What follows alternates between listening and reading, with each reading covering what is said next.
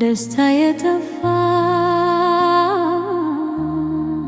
ደስታ የጠፋ እንዴትስ ልደሰት እንዴትስ ልደሰት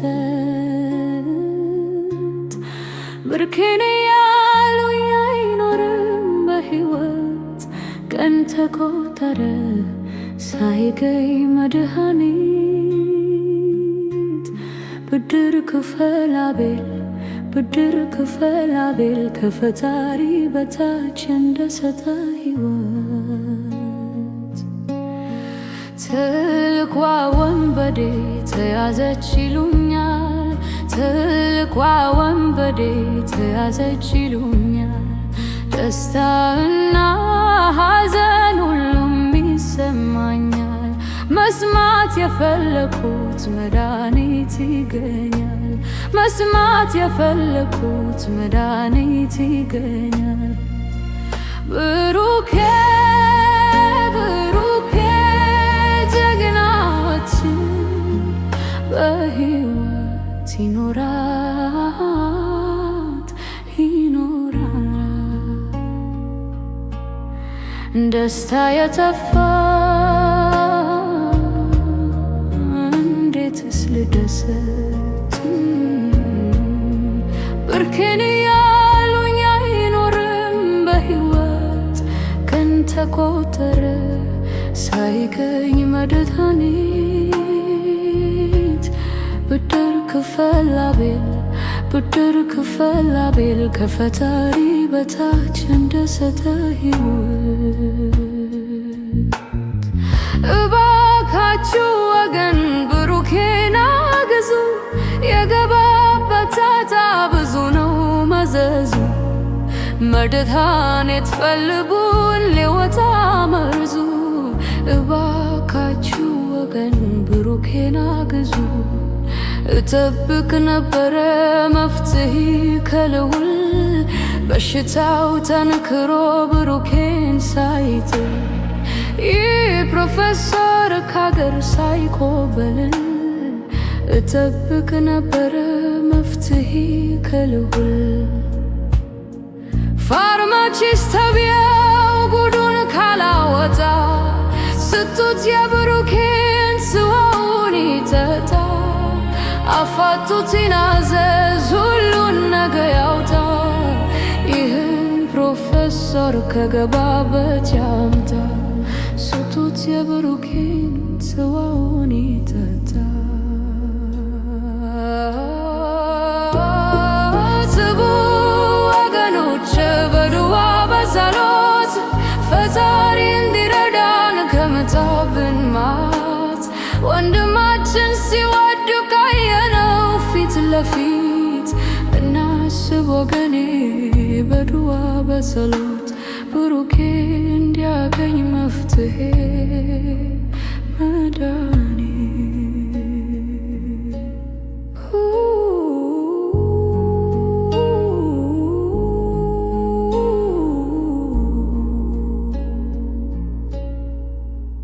ሰላም ጤና ይስጥልኝ ውድ አድማጮቼ እህት ወንድሞቼ እንዴት ናችሁ? በድጋሚ በሌላ አስተያየት መጥቻለሁ። ያው እንዳያችሁት በአቤል ዛሬ ሊያ በቁጥጥር ስር ውላለች። ያው በጣም ደስ ይላል። ግን ይገርማችኋል፣ ደስ ብሎኛል፣ ደግሞ ግን ደስ አላለኝም። የኔ አባባሌ ሊገርማችሁ ይችላል። አሁን እኔ እንኳን ሊያ አበበ መኮንን ተያዘ ቢሉኝ በቃ ደስታዬን አጥቻለሁ። በእውነት ነው የምላችሁ። ደስታዬ የሚሆነው ለብሩኬ መፍትሄ ተገኘ ሲባሉ በአሁኑ ሰዓት በእርግጥ እቺ መናጤ ካደረገችው ከሰራችው አንጻር ለአቤል ትልቅ ነገር ነው። እሷ ማግኘቱ ብዙ ነገሮችን ያፈርሳል ብዬ አስባለሁ። ግን እነሱ ተይዘው የሞት ፍርድ አይደለም የሚፈረድባቸው፣ ታስረው ይቀለባሉ። ወይም ደግሞ እንደሚኩራሩት እንደሚሉን ተመልሰው ሊወጡ ይችላሉ። ግን እዚህ ጋር ግን በህይወትና በሞት ላይ ያለ ወንድማችን አለ። ይሄ ወጣት ልጅ የነገ ተረካቢ ያገር ተስፋ የሆነው ልጅ እንደዚህ ቀንና ሰዓት እየተቆጠረ በህይወቱ ላይ ሌላ ስራ ይዘው ሳያቸው እኔ የልዑልንም አይቼዋለሁ በመፍለጋ የሄደበትን ያቤልንም አይቻለሁ። በእርግጥ ነው የምላቸው ምንም እንደው ታምራት ሲገኝ የተደሰትኩት ነው ያክል እቺ ስትገኝ ልቤ ምንም እንትን አላለኝም። ደስተኛ አይደለሁም፣ በፍጹም ደስተኛ አይደለሁም። በዛ ላይ ደግሞ የብሩኬን አይቼ ነው ተመልሼ የብሩኬ ሁኔታ ሰምቼ ነው እና የአቤልን የልዑልን ያየሁት የአቤልን የሷን መገኘት ያየሁት ምንም ሊደንቀኝ አልቻለም። ይገርማችኋል፣ በጣም ደንዝዣለሁ። በቃ ስሜቴን ያጣሁት ማለት እችላለሁ በዚህ ብሩኬ ባለበት ሁኔታና እኔስ እንደው ምን እንደምል አላቅም። እኔ አሁን ተስፋ ማደርጋቸው እነሱ ሁሉን ነገር ስራቸው ፎከሳቸው ሌላ ቪዲዮ ላይ ባላያቸው፣ ይሄ የኔ አስተያየት ነው አድማጮቼ፣ ሌላ ስራ ላይ ባላያቸው የሚቻላቸው ቢሆን እነዚህ ሰዎች ያንን ፕሮፌሰር ማግኘት ወይም ደግሞ ከበታቻቸው ምንጭ የሚያገኙበትን መንገድ መፈለግ ወደ አዛ አውሬውን የሚያሰለጥነው የሚያበላው የሚቀልበው የተባለውን ሰው ያንን ቢያደርጉ ለዚህ ልጅ ተስፋ አለው ብዬ አስባለሁ። እኔ ይሄ ነው አሁን እየታየኝ ያለው። ግን እስኪ ይህን ቪዲዮ ሰምተን ከዛ የኔን ሀሳብ ደግሞ ነግራቸዋለሁ። የህመም ማስታገሻ እንኳን ወስጄ በጣም ህመም አለው፣ በጣም ቁርጥማት አለው። በቃ ይሄኛው እጄ ተቆርጦ የመውደቅ ያክል አይነት ስሜት አለው። ያ ስሜት ደግሞ እጄም ላይ ብቻ ሳይሆን ሙሉ ሰውነቴ ላይ እየተሰራጨ ነው ያየሁትና ምንድን ነው ከምን የተነሳ ነው ይሄን ነገር ዶክተር? እሺ አዎ ብሩኬ፣ ምን አለ መሰለህ፣ ከመጀመሪያው ህክምና እርዳታ በተጨማሪ ዲቴይል አለርጂክ ይሁን ምን ይሁን ያው የተነከሰ ምልክት ስላለው አትሊስት ቬነም ያለው ነገር መርዛማ የሆነ ነገር ከሆነ ብለን የላብራቶሪ ናሙናዎች ወስደን ነበረ። መርዛማ ነገር ሰውነት ውስጥ እንዳለ ዋይት ብለድ ሴሎችን እያጠቃ እንደሆነ ያሳያል። ሳይንቲፊካል የሆነ ማንነት ያለው ኤግዛክት የሆነ ነገር አላገኘንም። ኪዞች ምን ሊያጋጥም ይችላል በሚል ዲቴይል ከስታፎች ጋር አውርተን ነበረ። እንደ ህክምና ቬነሞችም የተለያየ አይነት አላቸው። በብዛት ወዲያው ወደ ሰውነት የሚሰራጩ በደሞች ውስጥ በጣም በፍጥነት የሚያልፉም አሉ።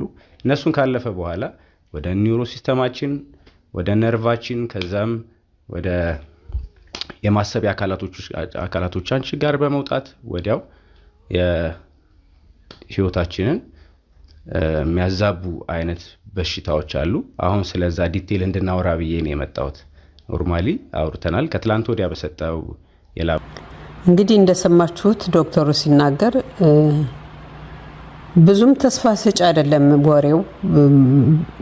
በእሱም ራሱ በህክምናው እንዳይተማመን እያስጠነቀቀው ነው። ወደ መንፈሳዊ ነገር ቢያደርገው በዛ ነገር እንትን እያለው ነው። ግን ከተናገራቸው ውስጥ እኛ አስበናል ደምህን ለማጠብ ደምህን ውስጥ ማጠብ ሲል ምን ትዝ እንዳለኝ ታውቃላችሁ? አንድ ጊዜ በጣም ብዙ አመት ሆኖታል። አሁን ይህንን ታሪክ መነግራችሁ ባለቤቴ የሆነ ጂቢኤስ የሚባል በሽታ ያዘው፣ የሆነ ግሊያምብሮን ሲንድሮም የሚባል ነገር አለ። ይሄ ኢሚኒቲ ሲስተም የራሳችንን ነርቭ የመከላከያ እንትናችን የራሳችንን ነርቭ አታክ ሲያደርግ ማለት ነው። ይሄ ኢንፌክሽን ነው የሚያደርገው ውስጥ ላይና ከዛ በኋላ ብዙ ጊዜ በዛን ወቅት ሌላም ሰው የታመመ የዛን በሽታ አይነት ሰው ነበርና ያ ሰውዬ ብዙም በህይወት አልቆየም፣ ሞተ ማለት ነው። ባለቤቴ ግን ምን ተደረገለት መሰላችሁ? ሆስፒታል ከገባ በኋላ ኢሚኒቲ ትራፒ የሚባል አለ። ከዛ ደግሞ ፕላዝማ ኤክስቼንጅ ውስጡ ላይ ያለውን ነገር የሰውነቱን ልክ እንደዚህ ደሞ እንደማጠብ እንደተባለው ፕላዝማ ኤክስቼንጅ ተደረገለት እና ያ ነገር ህይወቱን አተረፈው።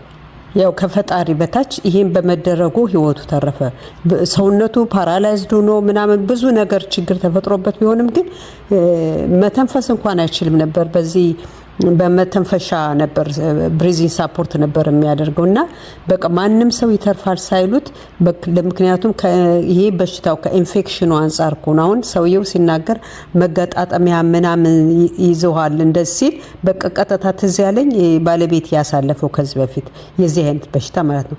ይሄ ኢንፌክሽን በጣም ሲሪየስ ነበር። ብዙ ጊዜ ሰው ይሞታል። በቃ ሰውነት እንደዛ አድርጎ ሽባ አድርጎ ከዛ መናገር አይቻልም። በጣም አስቀያሚ በሽታ ነው ይሄ ጂቢኤስ የሚባለው ማለት ነው። በዛ ሁኔታ ሆኖ ግን በጣም በጣም በጣም አመሰግናቸዋለሁ። የነበረበት ሆስፒታል ጥሩ ስለነበረ በየ2 ቀኑ በየ3 ቀኑ ፕላዝማ ኤክስቼንጅ እየተደረገለት እየታጠበ ምን እያለ ይኸው በህይወት ኑሮ አሁን ሙሉ ፋንክሽን ያደርጋል ሰውነቱ ማለት ነው። እና ይሄ ነገር ያንን ቢያደርጉለት በጣም በጣም ተስፋ አለ።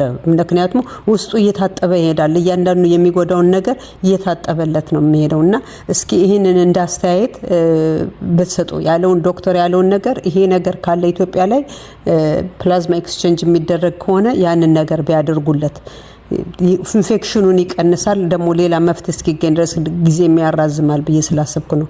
ከዛ ውጭ ግን ባነጋገረው ዶክተር በተነጋገረው ነገር ደስተኛ አይደለሁም። በቃ አሁን እኛ ይሄን ያክል ነው ያላወቅነውን ነገር አሳውቆናል እና በጣም ሰቀቀን ላይ ነኝ። በጣም ጨንቆኛል እና ምንም ነገር ያላስደሰተኝ እንግዲህ ያለውን ሁኔታ ስለማቀው ስለተረዳሁት ምን ያክል እንግዲህ ሰው እንዴት ብዬ ልደሰት እንግዲህ እናንተ ትረዱኛላችሁ።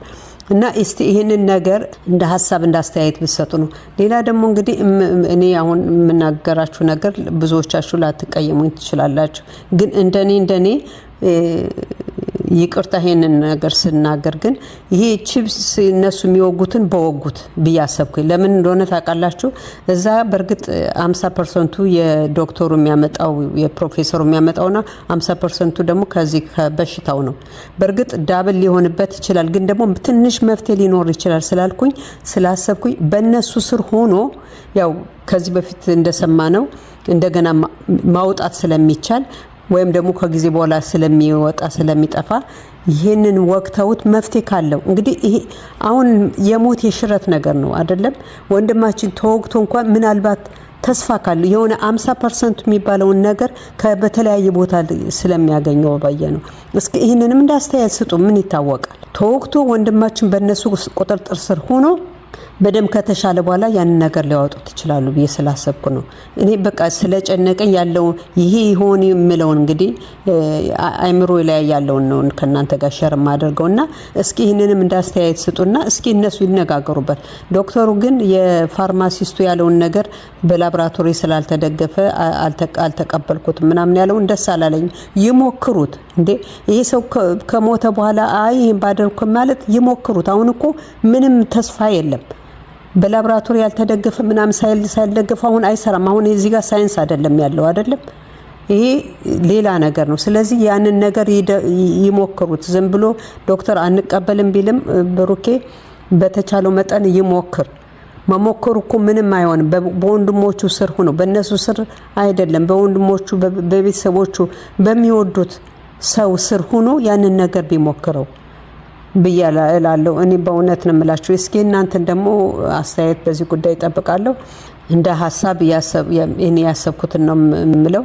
ፈጣሪ እሱ መልካሙን ያስብለት። መቼም ሰው ባሰበው አይውልም። እሱ ፈጣሪ ባሰበውና ፈጣሪ በመልካሙ ያውለው። በመልካሙ ሁሉ ይግጠምለት። ወንድሞቼ የብሩኬን 10 ቀን 5 ቀን 6 ቀን ምን እንጂ አላቅም። ይሄ ቀናቶች ወራቶች እስኪያልፉና ብሩኬ እንደዚህ ነገሮች አልፈዋል ምናምን የሚባል ነገር እስከሰማ ድረስ ግን እኔ እንደነገርኳችሁ መኮንን መጥቶ ተይዟል ቢሉኝ የሞት ፍርድ ስለማይፈረድበት ምንም መስለኛ አይችልም ማለት ነው። ምንም ሊደንቀኝ አይችልም። አሁን በቃ ደንዝዣለሁ። አሁን እዚህ ጋር ያለው ከባድ ነገር ስላለ አሁንም ደግሜ እላቸዋለሁ ውድ አድማጮቼ እባካችሁ ንገሯቸው ለአቤል ለልዑል እንዲሁም ደግሞ ለዘሌ አብሮት የሰራው ወንድሙ ነውና ይሄን ነገር ትኩረት ሰጠው ለወንድማችን። እኔ ሌላ ቪዲዮ እንደው ካሁን በኋላ ገብቼ ማላይም የነሱን በእውነት ነው የምላችሁ። በቃ አስጠላኝ። የነሱን መስማት ሌላ ወሬ የሚያወሩ ከሆነ ሌላ ታሪክ ሌላ ቪዲዮ የሚዘግቡ ከሆነ እውነት ነው የምላችሁ ከኔ እንዳጠብቁ ገብቼ ማላያቸው። የብሩኬን ብቻ የሱን ወሬ ብቻ ነው መስማት እንፈልገው ካሁን በኋላ በቃ በነዛ ምንም አስተያየት ከኔ ጋር እንዳትጠብቁ። በቃ ልንገራችሁ የብሩኬን ብቻ ነው ማየት የምፈልገው። ዛሬ ያየዋቸው በቃ ይሄን ልነግራችሁ በፈልጌ ነው። ለማንኛውም ወንድሞቼ ስለምታዳምጡኝ ሀሳባችሁን ከኔ ጋር ሸር ስለምታደርጉኝ እጅግ አድርጌ አመሰግናችኋለሁ። በሌላ ቪዲዮ በሌላ አስተያየት እስክንገናኝ ፈጣሪ መልካሙን ለሁላችን ባይ